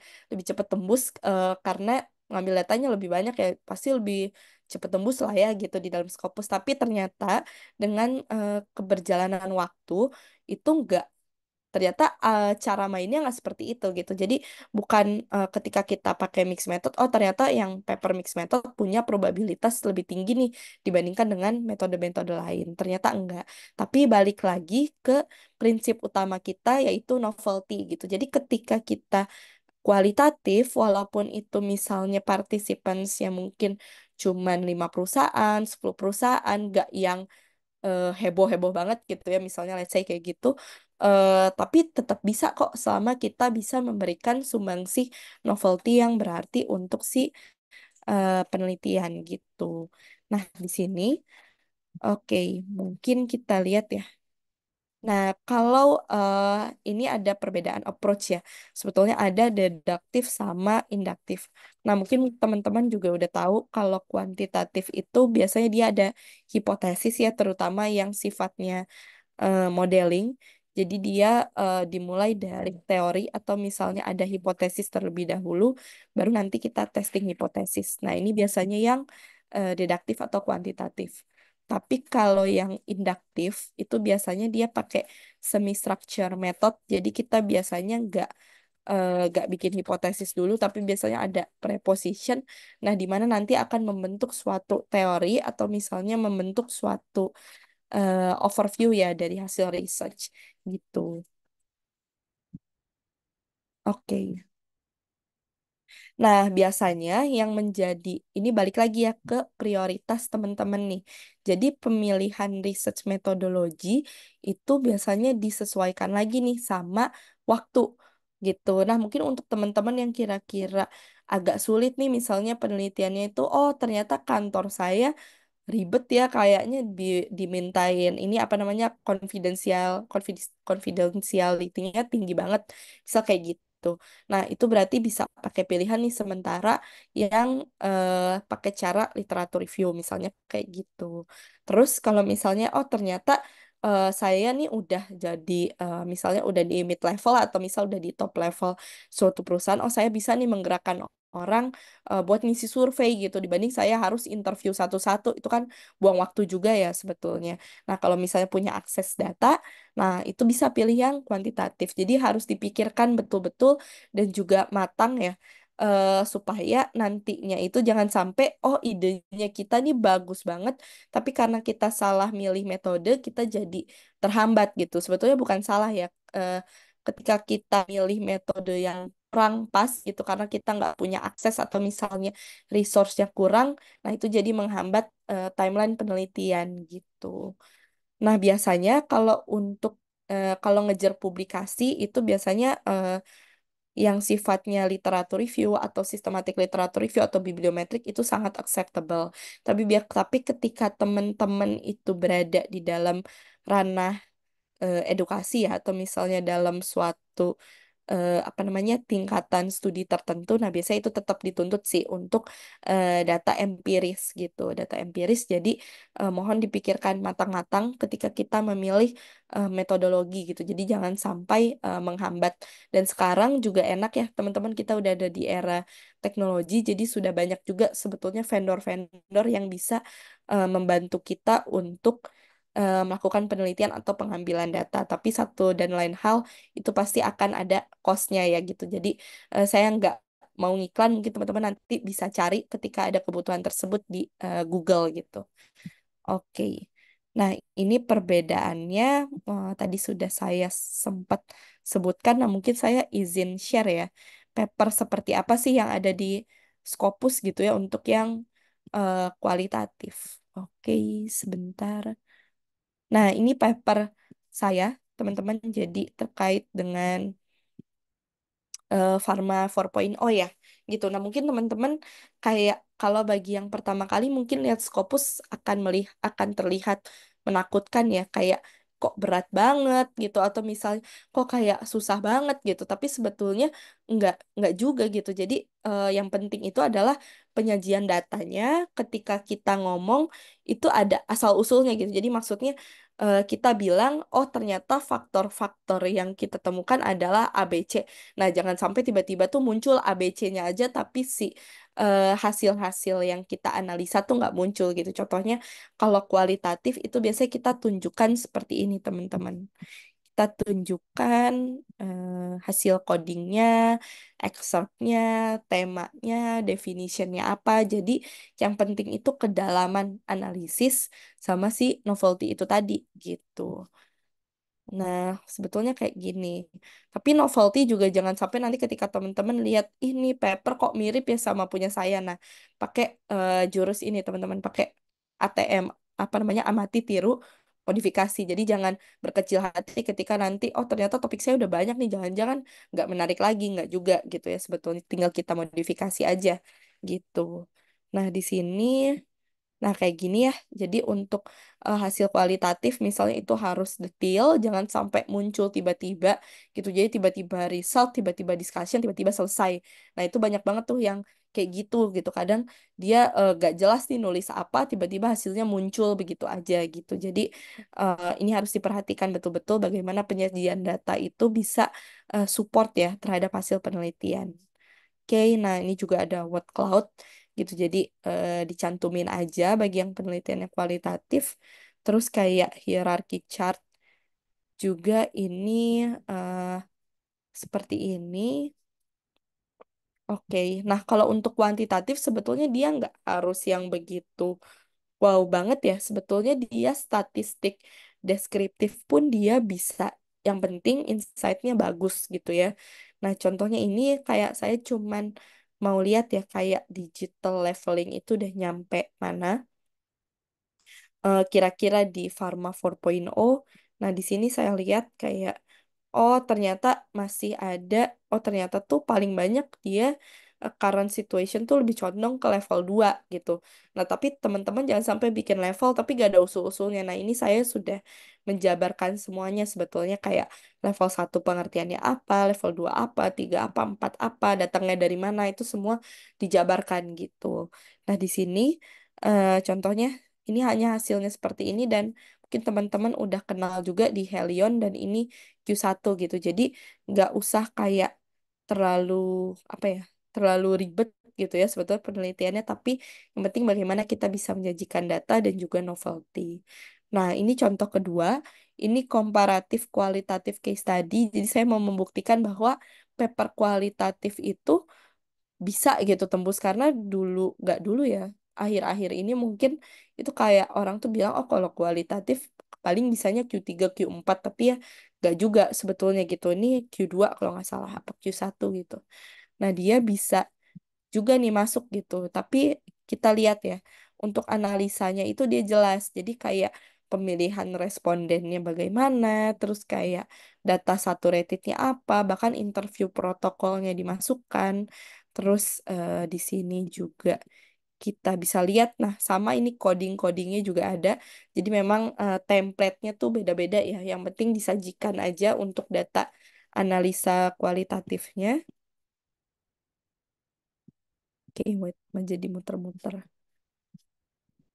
Eh, nah, oke, lalu ini findingsnya, terus sama ini juga ada rangkumannya, jadi setidaknya itu dibuat jelas dan ketika kita bikin satu statement, misalnya tolong di refer gitu, jadi siapa yang ngomong, itu munculnya dari mana gitu kan, kayak itu pendapat siapa. Nah, kalau yang kualitatif itu dia identik banget dengan quotation-quotation seperti ini gitu. Dan jangan lupa di bagian ada ya gitu. Jadi ketika kita punya discussion, nah itu kita bisa lihat nih kira-kira novelty kita ada di mana gitu.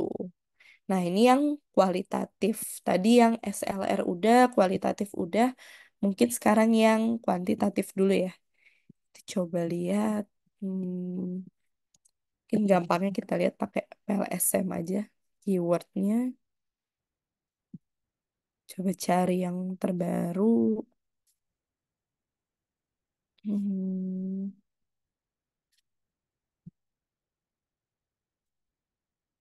oke, sebentar.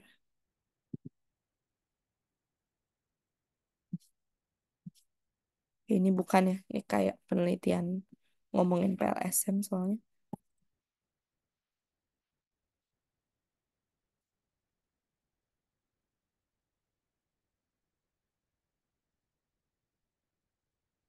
Ya, misalnya ini ya. Coba lihat.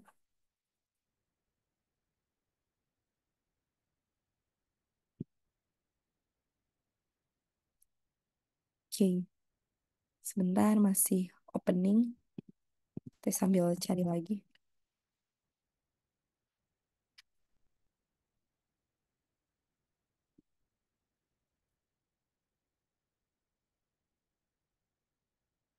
Nah, udah ada. Oke, jadi kita lihat ya di sini quantitative study monometode pun bisa gitu ya masuk. Scopus dan ini udah di Elsevier. Seperti yang teman-teman tahu juga mungkin masuk ke Elsevier ini nggak mudah ya gitu. Jadi tapi jangan berkecil hati. Yang penting tuh jelas ya teman-teman. Jadi kayak misalnya kita bikin oh ini skenario planning ternyata. Jadi misalnya kita alur penelitian itu juga bisa sih dimasukkan gitu teman-teman. Jadi kayak saya yang tadi sebentar. Nah, yang ini saya juga memasukkan alur penelitian kayak gini. Jadi misalnya nih kita ada 3 ronde penelitian gitu. Jadi dijelaskan gitu. Jadi RQ-nya apa, metodenya apa, terus output sama preparationnya itu kayak gimana gitu. Jadi supaya memudahkan pembaca dan lebih atraktif juga sih, lebih catchy ya gitu untuk penelitian. Nah, ini untuk yang equation kayaknya agak kurang relate. Nah, ini nih. Nah, jadi penelitian ini ya, penelitian Scopus tuh kayak sering banget dia jauh lebih seneng ya si reviewer atau editornya itu dia pakai banyak diagram gitu. Jadi kayak jelas aja sih liatnya gitu kan. Nah, di sini juga nah cuman gini aja bahkan kayak lihat kriteria importance weight-nya terus eh rank sensitivity jadi nggak begitu yang ini ya gitu jadi ini kuantitatif banget nah bisa seperti ini gitu atau misalnya sebentar coba lihat lagi. Bentar ya. Oke mungkin kita lihat ini salah satu paper yang sempat kita coach juga ini ada di Q1 ya gitu di IEEE. Oke, wait. Nah, jadi contohnya ini dia cuman ngebandingin, nggak cuman sih. Jadi dia ngebandingin transaksional sama transformational leadership terkait dengan employee acceptance pada saat ini ya, apa namanya predictive maintenance analytic. Jadi ketika ada teknologi baru, kira-kira jenis leadership seperti apa sih yang cocok diterapkan di suatu perusahaan. Nah, mungkin kita lihat modelnya ya. Nah, modelnya itu ada 7 hipotesis, jadi bukan maksudnya model yang terlalu kompleks, tapi dia memberikan novelty. Novelty-nya apa? Jadi yang biasanya itu yang hasilnya apa namanya? Yang hasilnya bagus itu dia bukan. Sorry, jadi biasanya itu adalah yang dari hasil penelitian sebelumnya tuh biasanya transformational leadership gitu. Jadi transformational leadership itu dia lebih cocok nih dipakai untuk adopsi teknologi gitu. Nah, tapi di sini penelitian dia memberikan suatu keterbaruan. Oh, ternyata transaksi transaksional leadership itu lebih cocok gitu untuk konteks perusahaannya dia. Nah, di sana juga disebutkan kenapa dan juga sebabnya seperti apa di bagian discussion ini. Jadi kayak yang penting adalah keterbaruan kita sih, keterbaruan dan gimana kita bisa menyajikan data kita dengan baik atau misalnya melevel up lah seenggaknya data kita. Oke, lalu ini ada pertanyaan mengenai Space ya. Jadi kalau Space itu dia oke. Oh, sorry. Dia di typeset.io jadi sama persis mirip sebetulnya kayak konsensus tadi, tapi aku agak kurang suka karena dia ada keterbatasan untuk yang gratis gitu. Sebentar. Tapi sebetulnya dia lebih enak juga sih karena dia bisa ini ya dia bisa bikin kolom tapi kadang kolomnya salah juga gitu maksudnya nggak terlalu betul gitu untuk penelitiannya tapi ini bisa membantu kita ya mungkin buat teman-teman yang bikin table state of the art gitu atau misalnya nanti beli premiumnya jadi supaya kebuka nah itu bisa sih tapi kayak kadang eh, ini ya dia kadang nggak keisi juga gitu jadi ini mirip kayak apa namanya mirip kayak konsensus tapi dia lebih bisa memberikan analisis yang lebih dalam sih kurang lebih itu nah ini juga sama dia datanya bukan data yang bodong ya jadi kayak gak kayak ChatGPT dia juga sama pakai real paper dan mungkin bisa membantu kita gitu untuk penelitian. Oke. Oke, mungkin ini terakhir ya, karena waktu juga udah mulai mepet dan juga udah mulai menipis. Nah, di sini terkait dengan jurnal publikasi. Oke, mungkin saya izin jelasin sedikit. Jadi, asumsi asumsi saya mungkin di sini banyaknya yang business and management ya, gitu. Jadi, kita biasanya kalau untuk mau publikasi, kita bisa lihat di Shimago. Nah, Shimago ini merupakan salah satu portal ya untuk yang mencakup semua jenis jurnal dari ini, jenis jurnal dari eh, apa sorry, dari Scopus gitu. Nah, di sini kita bisa pilih untuk yang Business and Management. Nah, biasanya yang saya pilih itu adalah jurnal dengan total dokumen yang paling banyak. Kenapa? Ketika kita milih jurnal dengan total dokumen yang paling banyak, berarti kesempatan kita untuk melakukan publikasi itu semakin tinggi gitu. Jadi kita bisa lihat jurnal dengan yang publikasinya itu cukup banyak gitu. Nah, di sini juga udah ada Q-nya ya. Ada Q1, Q2, jadi tergantung. Nah, kalau biasanya yang gemboknya kebuka, ini berarti dia open access. Dan biasanya open access itu berbayar, tapi nggak semua open access itu berbayar, tapi mungkin 90% lah ya, 90% open access itu berbayar gitu. Nah, di sini juga bisa cek gitu jurnal-jurnal dengan publikasi tertinggi dan nanti juga bisa disesuaikan ya untuk jurnal yang nanti kita pilih. Nah, ketika kita melakukan submit jurnal, jangan lupa teman-teman pay attention ya untuk benar-benar ngikutin guideline dari si jurnalnya. Jadi biasanya semua jurnal itu mencantumkan untuk journal information. Nah, ini instruction for authors itu harus benar-benar kita pahami dan kita lihat. Jadi mulai dari bayarnya jangan sampai nanti ketika diterima nggak bisa bayar gitu kan sayang banget ya itu agak sulit juga gitu untuk proses penarikan. Nah ini mungkin nyambung juga dengan research grant. Nah bagi teman-teman yang dapat grant itu mungkin bisa meluangkan sebagian dananya ya untuk publikasi. Nah bedanya apa? Kalau yang open access ini dia mungkin proses reviewnya itu lebih cepat ya kalau untuk yang berbayar gitu. Jadi mempercepat proses review dan kadang dia apa namanya bare minimumnya itu enggak bare minimum kualitinya itu agak lebih rendah dikit gitu dari yang tidak berbayar. Nah, mungkin ini nggak di state secara eksplisit, tapi berdasarkan pengalaman, itu kalau di open access tuh lebih mudah gitu keterimanya.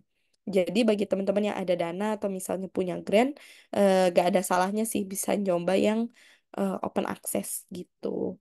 Nah, di sini jangan lupa dia biasanya kayak nyantumin abstraknya itu berapa word, keywordsnya berapa banyak, terus apa aja sih yang harus dicantumkan. Nah, ini kebetulan dia format free submission, terus kayak author detail, graphical abstract, funding detail nih jangan sampai lupa ya gitu untuk dicantumin karena ketika kita lupa itu akan mengulur waktu aja sih, mengulur waktu. Jadi misalnya yang harusnya udah direview tapi malah dibalikin gitu karena ada masalah administrasi gitu. Nah, mungkin sampai sini dulu untuk penjelasan terkait dengan Scopus ya. Mungkin aku kembalikan lagi ke Teh Tafi. Terima kasih. Oke, terima kasih Teh Agnia. Luar biasa memang reviewer Emerald dan publisher di Scopus ini. Ya, kita jadi dapat banyak insight ya tentang tidak hanya tentang teknis penulisan penelitiannya sendiri, tapi juga tadi banyak practical tips mau pakai tools apa yang bisa membantu proses research kita dan publikasi publikasi akademik paper kita. Oke, sepertinya waktunya agak mepet ya, jadi mungkin kita akan eh, sesi Q&A-nya agak singkat aja. Mungkin satu dulu ya untuk yang masalah Ini ada pertanyaan dari eh, Kak Resti dan Kak Harum ini agak mirip ya. Jadi misalnya punya ide mau untuk ikut grant tapi belum ada afiliasi. Jadi bagaimana tips untuk berkolaborasi dengan dosen yang ada afiliasinya? Mungkin ini ke Mas Rozan. Oh, oke. Oke, pertanyaan yang di kolom chat ya, Teh Tavi, ya, yang dari Kak Nadia sama Kak Harum. Oke. Bagaimana caranya untuk bisa menghubungi calon donor? Oke. Yang afiliasi dengan dosen ya. Maksudnya Ya, agar kita punya oke, koneksi oke. untuk oke. Oke, sebenarnya yang paling gampang tentunya menghubungi profesor kita ya atau bimbingan dosen pembimbing kita. Nah, nanti mungkin dari sana akan terbuka pintu-pintu yang lain. Jadi katakanlah kalau dari pengalaman saya sendiri sih, saya itu paling pertama kali memang dari bimbingan dosen. Nah, nanti dari sana saya dikenalin sama beberapa dosen yang lain dan dosen yang lain tertarik juga akhirnya untuk kerja sama saya atau mereka rekrut saya juga jadi RA atau research assistant, dan dari sana mulailah terbuka lagi pintu-pintu lain sehingga banyak gitu koneksi-koneksi untuk bisa berkenalan dengan beberapa expert. Jadi memang yang paling utamanya sih harus jaga hubungan baik ya sama dosen pembimbing. Pun kalau misalnya udah agak lama gitu ya tidak berhubungan sama dosen pembimbing juga gak usah terlalu sungkan ya ketika kita mengkontak profesor atau misalnya pengen menghubungi expert yang literally stranger gitu. Zaman sekarang itu kan juga sudah ada teknologi atau platform yang bernama LinkedIn ya. Dan kita sebenarnya akan sangat mudah untuk bisa melakukan networking dengan orang-orang di LinkedIn. Jadi sebagaimana biasanya aja sih, biasanya email-email atau misalnya kita ngechat si orangnya lewat LinkedIn, saya ada minat penelitian ke sini, saya rasa ini sesuai dengan eh, portofolionya bapak atau ibu. Dan nanti dari sana baru bisa ajak initial meet lah, terus kayak ngobrol kira-kira potensi ke depannya gimana. Jadi jangan takut untuk memulai aja sih, mungkin kata kuncinya. Oke, kurang lebih seperti itu Teh Tavi. Atau mungkin aku sekalian ini aja ya. Aku coba jawabin satu-satu aja yang di kolom chat ya. Monggo, Mas. Oke. Oke, semoga tadi Teh Nadia sama Teh Harum terjawab ya pertanyaannya. Oke, lanjut ke Teh Zuhairi terkait pengalaman output tidak tercapai. Resikonya seperti apa? Oke, jadi sebetulnya pernah ya. Aku pernah coba mengelola grant yang mana itu outputnya itu tidak tercapai. Nah, sebenarnya daripada tidak tercapai lebih tepatnya tidak tercapai sebagian. Jadi ini salah satu keuntungan jika kita bisa menjanjikan output yang tinggi. Jadi kita bisa at least di tahun pertama ngejar satu output dulu. Jadi aku tuh dulu pernah dapat research grant, outputnya itu kalau nggak salah Scopus Q1 sama konferensi internasional, dan di tahun pertama itu aku coba ngejar yang konferensi internasional dulu. Nah, alhamdulillah sih sampai sekarang nggak ada masalah apa-apa ya, karena yang Scopusnya pun juga sedang dalam proses pengajuan. Namun in case kita tidak berhasil nih untuk mencapai outputnya, itu biasanya nanti akan berdampak ke tahun setelahnya. Jadi bisa aja di tahun setelahnya itu nama kita akan menjadi lebih buruk gitu ya. Jadi untuk yang memberikan grant juga akan kurang mempercayai kita kalau kita punya experience di sana. That's why perlu hati-hati ya ketika menjanjikan output. Kita mesti janjiin output yang tinggi tapi juga harus visible untuk kita capai. Itu paling ya resiko terburuknya sih yang nggak dapat lagi aja, nggak dapat grant lagi ke depannya. Seperti itu Teh Zuhari, semoga menjawab. Nah, kemudian dari Kak Resti terkait dengan cara mendapatkan ahli lagi ya. Oke, aku rasa tadi ini udah dijawab. Jadi emang harus berani ngechat duluan ya. Eh, Bilang aja kita emang punya minat di penelitian ini, kita punya proposalnya, kita kirimin ke dia, apakah berminat menjadi partner atau menjadi pembimbing dalam penelitian atau research grant mendatang. Biasanya kalau misalnya udah ngomongin research grant, apalagi ini juga akan berdampak baik kan untuk karirnya dia, biasanya sih dia bakal mau. Yang penting kita asal-usulnya jelas aja. Kemudian terakhir dari Kak Irhamna. Untuk dari Kak Irhamna, biasanya dalam satu tim berapa orang peneliti Kak? Nah, ini pertanyaan bagus. Jadi di dalam satu tim itu kalau bisa isinya nggak cuma peneliti doang, tapi ada orang yang khusus untuk mengurusi bagian administrasi. Sebagaimana tadi aku udah coba tunjukkan ya. Jadi di dalam guideline-nya itu atau di setiap proposal research grant itu kebutuhannya tuh beda-beda. Dari kebutuhan templatingnya, kebutuhan administrasinya, surat-suratnya, belum lagi nanti ada kebutuhan finansial gitu ya, mengumpulkan KTP, NPWP, buku tabungan dan lain-lain. Jadi memang harus ada satu orang yang fokus untuk ngurusin bagian administrasi. Nah, kemudian kalau untuk penelitinya kira-kira ada berapa orang? Kalau yang idealnya sih biasanya nanti ada ketua tim. Ketua tim itu nanti akan menjadi senior researcher, kemudian dosen muda. Dosen mudanya kalau bisa yang punya pengalaman publikasi sama 1 sampai 2 riset asisten yang merupakan mahasiswa. Nah, mungkin kalau kita di sini posisinya lebih ke mahasiswa kali ya. Jadi biasanya kalau dosen itu akan nyuruh mahasiswanya buat ngurusin administrasi atau ngurusin yang kayak semacam literatur review, data collection, dan lain-lain. Tapi kalau untuk ideasi sih biasanya sama dosennya. Jadi I guess totalnya 4 sampai 5 orang ya dalam satu tim. Itu belum sama ahli ya. Kalau sama ahlinya berarti nambah lagi. Bisa jadi 6 atau 7. Seperti itu. Nah mungkin kurang lebih seperti itu. Aku kembalikan lagi ke Teh Tavi. Mangga Teh. Oke, terima kasih atas jawabannya, Mas Rozen. Saya juga jadi belajar banyak dari Teh Agnia dan Mas Rozen ya. Oke, karena sepertinya waktu sudah eh, mepet ya. Mungkin kita tutup saja untuk sesi ini, sesi CDS untuk hari ini. Saya kembalikan ke Aliani ya.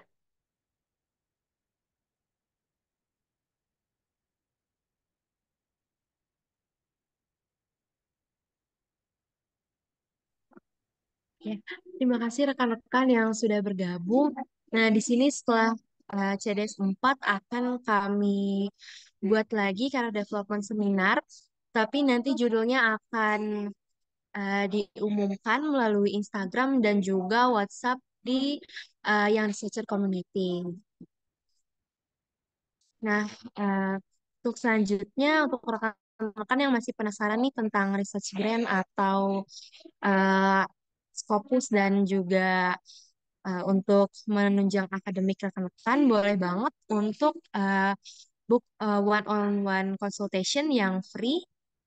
Nah, di sini dapat dilihat eh, apa saja yang bisa dikonsultasikan. Di sini ada thesis or dissertation writing, ada methodology, data interpretation approach, publication strategies, dan juga lainnya. Nah, untuk rekan-rekan yang masih mau konsultasi, bisa banget untuk konsultasi di bit.ly/grc-consultation. Jadi, ini mungkin ada sertifikat deh buat Kak Agnia dan juga Kak Rozan.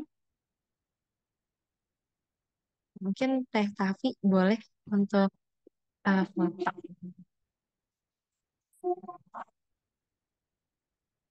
Satu, dua, tiga.